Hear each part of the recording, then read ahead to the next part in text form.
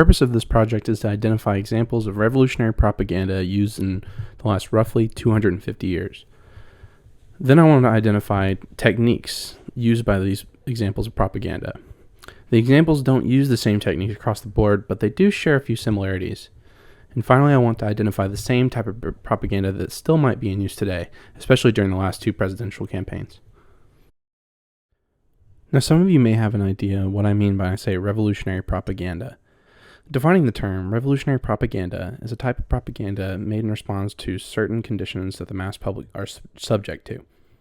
The purpose of this propaganda is to incite change on a national level, and the usual goal is to incite a revolutionary war.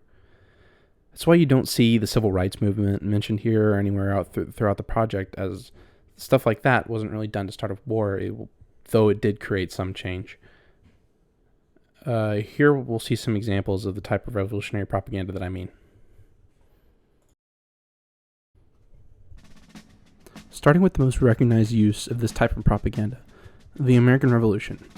The American Revolution was brought on because of British attempts to impose greater control over the colonists and make them repay the Crown for its defense of them during the French and Indian War. The Crown taxed the colonists heavily, and the colonists grew restless and discontent. Usually any propaganda used back then would depict the British as the greatest villains the colonists would ever see in their lifetime, and the British were always the aggressors.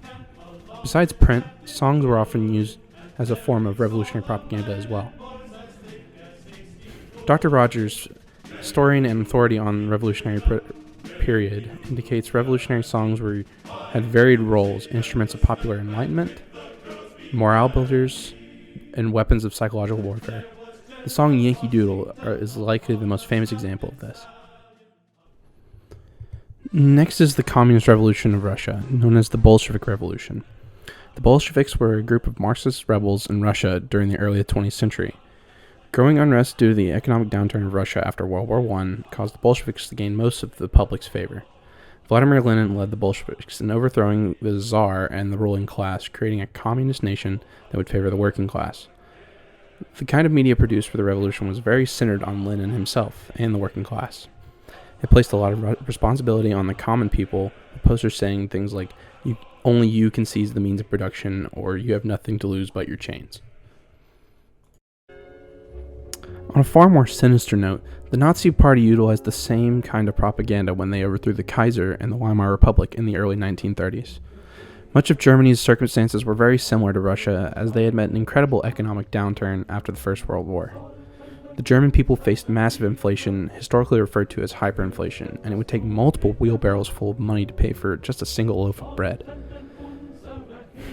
The Nazis utilized things like radio stations and newspapers that were sympathetic to their cause.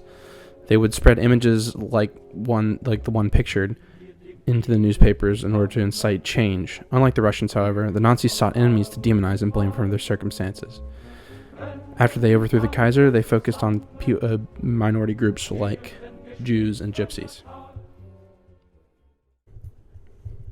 You can see many techniques used in all three historical examples. Demonization, some black and white fallacies, bandwagoning, card stacking, name-calling being the biggest techniques to identify. Though not nearly to the same extent, the same type of propaganda is still used today, and the same kind of techniques as well. Think about the kind of name-calling and demonization we saw during the 2016 presidential election and the 2020 one. As comical as it sounds, internet memes were almost integral in the shifting public opinion in the 2016 election. Donald Trump was a printing press for colloquialisms that helped him seem far more approachable than his opponents, saying things like crooked Hillary or a lion Ted. Many voted for him because he posed himself as anti-establishment. When the people were feeling mistreated, that was a very effective title to have. Clearly, people still feel some kind of disenfranchised, and as proven with the 2016 election, propaganda is a very effective tool.